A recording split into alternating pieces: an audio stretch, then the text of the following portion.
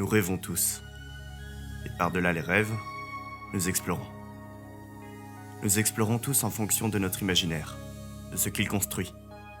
Que ce soit des événements qui se soient passés dans la journée, ou que ce soit purement du fictif. Mais, bien au-delà de cela, il existe une façon d'explorer bien plus mystérieuse, plus connue sous le nom de voyage astral. Selon certaines croyances, l'homme serait doté d'un corps physique et d'une âme. Ce dernier serait aussi doté de la capacité cachée de détacher son âme de son corps physique, afin de faire des voyages astraux. Ce détachement se nomme corps astral, l'un des 7 corps dont les humains sont constitués.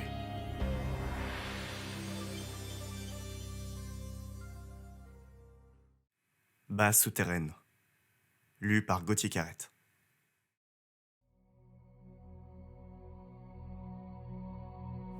Lors d'une sortie astrale,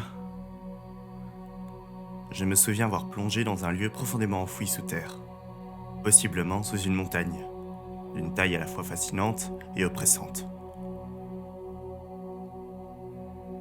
Je me retrouvais alors dans une base dont les couloirs et les salles étaient éclairés d'une lumière blafarde.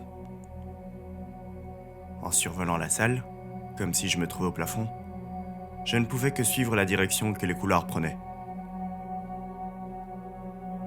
J'y ai rapidement trouvé des formes de vie, mais ce n'était qu'une seule race d'êtres, de type insectoïde. Ces créatures ressemblaient à des mantes religieuses, se tenant debout, et elles se distinguaient entre elles par des marques de couleurs, jaune, rouge ou bleu, dessinées sur leur crâne. Elles ne dégageaient rien de malveillant, et ne parlaient pas beaucoup, excepté quelques cris qu'elles faisaient entre elles pour communiquer. Après observation, je m'aperçus que ces êtres étaient des scientifiques.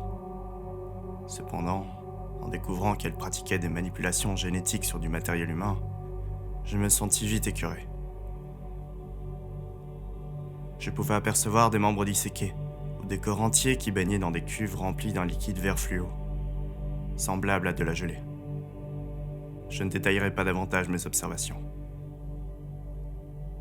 Ces mantes étaient très absorbées par leurs recherches. Plusieurs d'entre elles avaient déjà pris conscience de ma présence, car elles m'observaient tout en poursuivant leurs travaux.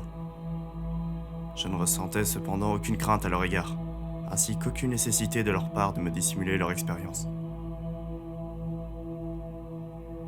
Comme je m'attardais à les observer, je m'aperçus que l'une d'entre elles me signala avant de reprendre sa tâche. Dès lors, j'éprouvais une angoisse de plus en plus forte, car je ne savais pas ce qui pouvait m'arriver. Je sentais à présent que je devais absolument partir, car d'autres êtres fort menaçants et d'une toute autre race venaient d'apparaître pour me chasser.